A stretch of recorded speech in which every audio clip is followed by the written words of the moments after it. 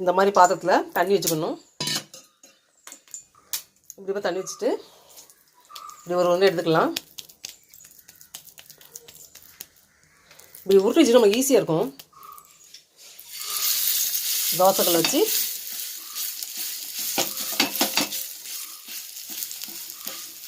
Stove வந்து குறைஞ்சிக்கணும். High ஸ்பீடில் வச்சக்கூடாது, ஏன்னா எண்ணெய் தெரிக்கும்.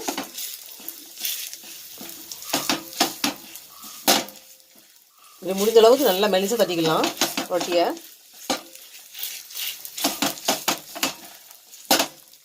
அதுக்கப்புறம் லைட் தண்ணி விட்டு இப்படி அமைக்கணும். இன்னும் கொஞ்சம் நல்லா மெலிசாகும்.